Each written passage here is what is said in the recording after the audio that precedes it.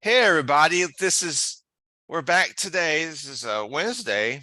Last week we talked about immune health and herbs that we can take and lifestyle um, changes that we can make to keep our immune system strong. This week we're going to talk about exercise and the benefits of exercise, what type you should do.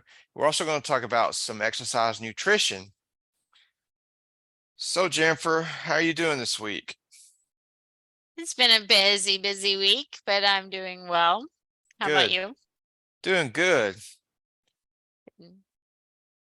Yes. So we're talking about exercise and the benefits. Oh yeah. I know a lot of studies show. I listened to a study actually the other day on the radio. They were talking about people who lift weights 20 minutes twice a week.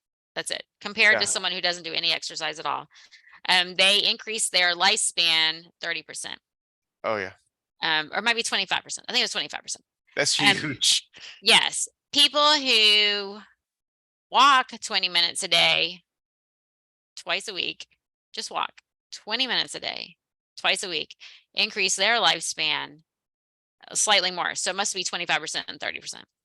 People who do both, lift weights twice a week for 20 minutes, that's nothing, and Yeah. walk for 20 minutes, increase their lifespan 50%. Wow. Like that is 4 days of 20 minutes of exercise Wow. So compared little to someone who effort. does nothing. Yeah. Yeah. Wow. See, I think Yeah. it's a problem. A lot of people, they don't want to work out because they think, well, I don't have time. I got to be in the gym all the time. No, those you don't, first of all. And those Yeah. studies you just talked about that proves that you don't have to spend your whole life in the gym to get benefits. Right. 20 minutes. I God. mean, if your health is important to you, then find a 20-minute block and do it. I mean, those are things you can do at home. Oh yeah. Yeah. Easily. Yeah. You don't even need a gym membership, really. I mean, if you really want to get, you don't have to have a gym membership, you know? No, I work out at home. Me too. I lucked out and got an all-in-one gym that even has a leg press and leg Oh, curl wow, and yeah. all that. It's pretty cool. It was Oh, somebody was had it in their garage and needed to get rid of it. So I did luck out in that. But it's so easy. A yoga mat and a couple of barbells. yeah, They're pretty expensive. Don't have barbells, then find something in your house, cans, yeah, cans of tomatoes, or I know people use jugs of milk, but we don't have jugs of milk. yeah. Some people make their own sandbags too. You go to Lowe's and get a bag of gravel. You can use those. You can use rocks in your yard. Yeah, But, yeah, but speaking of barbells, I found a barbell on Walmart.com for 59 bucks. yeah, So you can still, I mean, some of this stuff's more affordable now. right, right. Yeah, and just use the tools you have at home. If you don't have a pull-up bar, you can find two pieces of furniture and a broom handle. Oh yeah. Yeah, Get creative, get creative. yeah. Um, Speaking of benefits, I was going to talk about I saw another study based around strength training, and there's two big benefits. One, they found that working out with weights for 90 minutes a week reduces the risk of developing dementia. And if you already have dementia, it can help to improve it. Strength training protects the hippocampus part of the brain. It protects it from damage, they're finding now.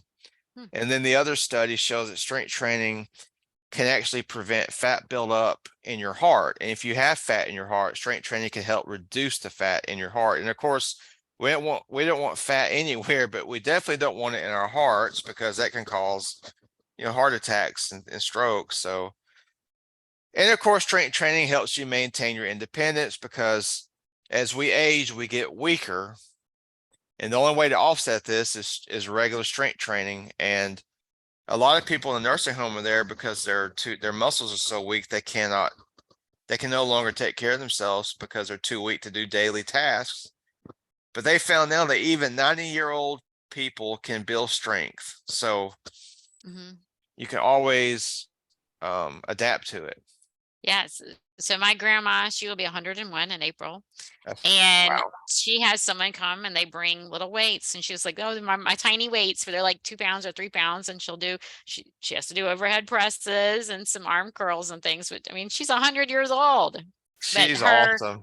yes, and it's mostly to maintain, help her with her balance, maintaining some muscle, to keep her from falls and things like that. But I mean, she's still mobile. I mean, she's out walking around and stuff at 100, but it's because she's always kept a couple of light weights like under her couch, just real Yeah, light ones. And so if she was watching TV, she had her weights, which is, if you met my grandma, you'd be like, what? She, I but fully she did. believe that's one of the reasons she's still going strong and she's still independent, you know? Yes, she just knew that that's very important, maintaining muscle mass. And maintaining your muscle mass helps with your metabolism Oh as yeah. well. Yeah, and so using weights, strength training, you don't have to be a bodybuilder, you don't have to hit the gym, just any weight bearing exercise to help strengthen the bones, to help Yeah. prevent osteoporosis. That's very important too. But you do have to put pressure on all the different bones, which you do that with weights. Yeah. And also your saying metabolism, the more muscle you have, the body usually is more insulin sensitive, which means your blood sugar controls better, Yes, yeah, which that's a is great very one. important. So, Mhm. Yes, and so then there's also cardiovascular activities, oh yeah. running, cycling, swimming. So swimming is not weight bearing, so it's great for anyone with a lot of arthritis. However, it's not weight bearing, and so it won't help you with building strength. So you will have to have other methods to build strength. But cardiovascular activities are very important too for bringing oxygen in the body, moving your lymph system, helping with cleansing and detoxing. But you can do too much, Oh yeah. as in anything. You can do too much with the strength training. Oh yeah. um and so it's finding the right balance of cardiovascular activity that's important for you too. Yeah, they're saying that we need, I think it's the American Heart Association recommends 150 minutes a week of moderate cardiovascular exercise. But Mhm. they're also finding that if you can do 300 minutes a week, you get even more health benefits, which that would be an hour a day, 5 times a week. But you Mhm. can also split this up. Like if you don't have time to do an hour, you could do a 15-minute in the morning, 15 minutes after lunch. So you can also break them up that way. And then why do we want to do it? Well, cardio exercise decreases our chances for heart attacks and strokes, helps us lose weight, lowers your blood pressure, lowers your blood sugar, lowers your cholesterol. It's also really good for your mood because it helps produce endorphins when you do it. So it's good for your mental health as well. And it feels good. I love to go for a bicycle ride or a little jog or a walk, or I have a little trampoline I like to jump on. So Yeah, it releases the oxytocin. Yeah, yes. so you feel good. Yeah. Yes. I think Dr. Greger in one of his studies said 46, or it might be in How Not to Die, his book, 46 minutes a day of cardio. So I don't know, 46. That extra 1 minute, yeah. Yes. So maybe do a 15-minute walk after each meal to help with blood sugar control and give you the cardiovascular benefits as well. Yeah. Yeah, and it doesn't have to be a run. No. Yeah, it can be walking, it can be just as beneficial as running. Oh yeah, there's studies now showing that walking is gives you just similar benefits to running. So if you can't run or you don't want to run, a good brisk walk will give you the same benefits. And the other thing they're studying now is people who have to sit a lot for their job. They're finding that if you sit for like an hour, your blood sugar is already starting to dysregulate, your cholesterol starting to, your blood thickens up. So they're finding that for every hour you sit, they recommend getting up and walking for 5 minutes. But the 5 minute walk will offset some of the metabolic changes from the sitting. So they're finding that you need to do that as well. And they're actually finding that 10-minute, you're saying like doing 3 10-minute walks a day actually gives you better improvements in your health than just one 30-minute walk. I think it's because it breaks up your sedentary, you go from sedentary to exercise, I think that maybe that's why it works better, but you still have to do what you have time to do. If you can only do one 30-minute session, then do it. You don't Yeah. want to complicate this. You just want to do it when you can, you know? Yeah, it kind of could be kind of like the burst Yeah, exercises. Yeah. Yeah. yeah. Yeah. Those are really good. A lot of people like doing that. And then there's also stretching, yoga, Oh yeah, Pilates, and all that. I think that's very important too, very. especially to help with balance. Yeah, and preventing falls and helping Yeah, with recovery after strength training. Yes, I know for me, I really do. I like to alternate. Like I do strength training some days, yoga some days, and if the weather's nice, I'm out. I like to go for a light jog, but not running. I did overrun and overtrain, so maybe we should talk about that too. yeah. Well, a curious thing they're finding is people who are vigorous exercisers. We're talking like these ultra marathoners, people like that. If you exercise that hard, they're finding that it can cause arterial calcification, which is crazy, but they believe it's because that's a lot of stress on the body. Like exercise, like running a marathon is really stressful on your Yeah, body, you know? yeah, creates lots of inflammation. Yeah. Oxidative damage. So Mhm. it's not really a surprise because we still have to watch for our stressors. And exercise can either be a stress relief or it can be just another stressor. If you do it too much, too long, too hard, you actually can have negative outcomes from it. Right. Well, your body doesn't know that you're running because you're thinking you're getting some kind of benefit from it. Your body thinks you're in danger, and that's why you're Yeah. running. Yeah. So you have high cortisol, the blood pulls sugar, your sugar is going into your blood, which damages your artery and vessel linings because sugar is, I mean, think of sugar crystals. It's got these sharp edges. And so I can see why. I didn't know that about the calcification, but I can see how that would happen. Yeah. Lots of acid in the body, which is going to pull minerals from the bones to help correct the acid pH balance. And so, yeah, that could be really hard on your body. Yeah. Yeah. I mean, if you Let's, go ahead. you can finish. But that's to say, I mean, if you're already one of these people who love to do that and you're a marathoner or whatever, it doesn't happen to everyone. So the best thing to do is just go see a doctor about it, see how you're doing, you know, and they can help you decide how much exercise you need from there. Yeah. So, yeah, there's no one size fits all. Hmm. And so, number one, you want to make sure that you find you need to do some form of exercise every day. Oh You have yeah. to move your body. Our bodies are made to move. We don't have a pump for the lymph system to help to help you detox and move toxins out of the body. So Yeah. movement definitely has to be a part of your day. We know all the benefits from strength training and walking and stretching. It's just finding what works for you. You know, you can say, I need 46 minutes of cardio and I need 20 minutes of strength training and then I need to do 20, 30 minutes of yoga. And you're trying to fit it all in, and that's adding stress to you as well.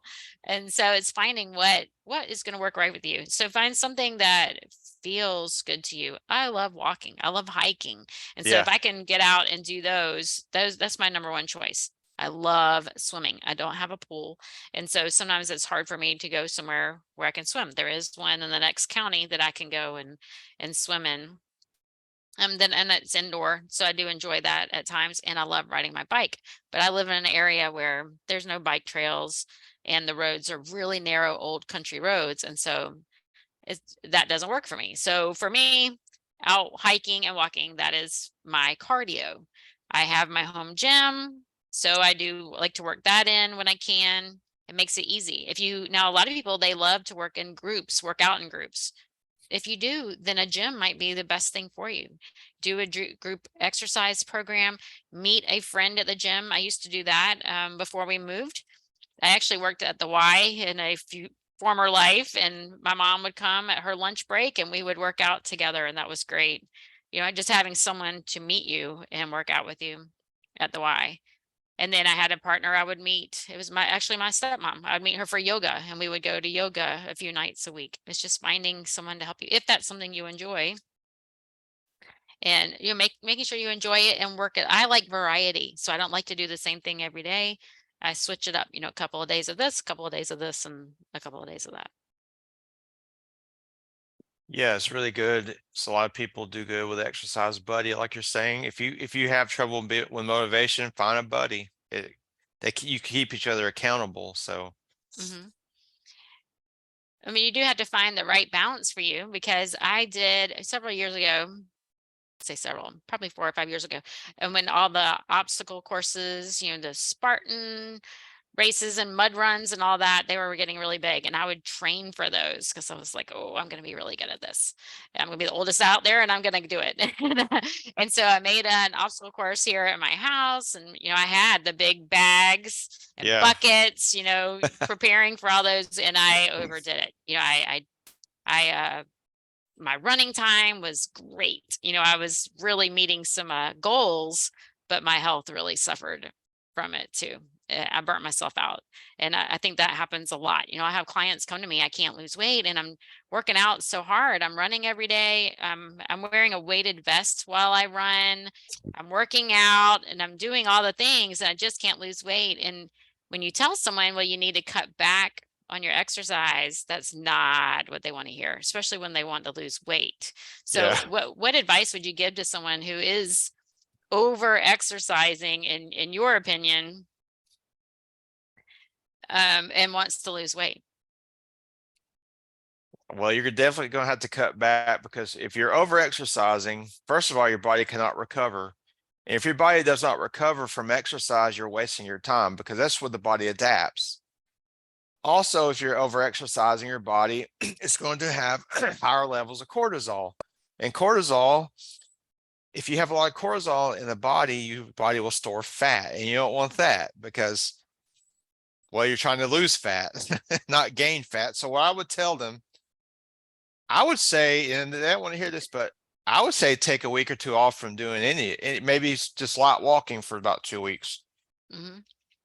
I would say get to bed by between 9 and 10 o'clock at night, which a lot of people, that's hard too, but this is what, if you really want to get healthy, do this. I would say drink a lot of water. And I would also start to practice some form of meditation or deep breathing because what's going on is your body is just overworked, it's stressed out. The last thing it wants to do is lose weight. So basically, I'm going to tell you, go from your marathon workouts. I want you to start to relax more for the time being. And then after a few weeks, this will work our way back into exercise, but we're not going to kill ourselves. We're going to do things like 30-minute walks in the morning. And if you want to, you could do 30 minutes in the evening. Like one of the best things I found for weight loss is a 30-minute walk in the morning and a 30-minute walk in the evening. And then somewhere in between, if you have time, do a little bit of strength training. That works great. I think it's because it's activity, but it's not so much and it's not so strenuous that you have a lot of cortisol spikes. Mm-hmm. I've seen many people lose weight while walking. I'm talking, all they do is walk and they will drop weight because it's not too stressful. And of Yeah. course, the diet has to be in check, but that's another, you know. Yes. Well, that might be a good way to transition, but it's, you know, everything you said in the beginning, it was like you're using my words. I love it when we're so in sync on some of these things. Yeah, I think Yes. Jennifer and I used to be real gym rats. And back then I thought I would go hard. And I developed anxiety. I'm telling you, I think one of the reasons is because I worked out so hard when I was young. I mean, crazy hard. Yeah. Yeah. And then we didn't even talk about sleep, but that could bring us to a whole nother Oh yeah. subject too. Yeah, getting the sleep. Well, you said going to bed at 9, but I was even thinking, you know, adding things like yoga and stretching with the Yes. walking, yeah, to help with meditation and not doing the hardcore hot sweat yoga, but Yeah. doing the relaxing stretching yoga, legs up the wall, Yes. restorative yoga. Those are all great options. Yes. So let's transition into foods for exercise, like foods that would be good. A lot of people, they tell me they have to have their protein shake before, they have to have their high carb meal after they work out. And to me, you correct me if you think I'm incorrect, depending on what you are doing. So if you're training for a marathon, then you do need some extra nutrition. But if you are not training for a marathon, you're doing, the 30-minute walk, you're doing, a session in the gym with weights, you really don't need to add any more nutrition to your day. Uh, I agree. I mean, that's not that much stress on the body. Just eat a normal healthy diet. I don't think you're gonna have to carb load for a 30-minute walk. You know, No, I no. mean, I usually do that on an empty stomach. So Yeah. Do you need a protein shake before you go hit the gym?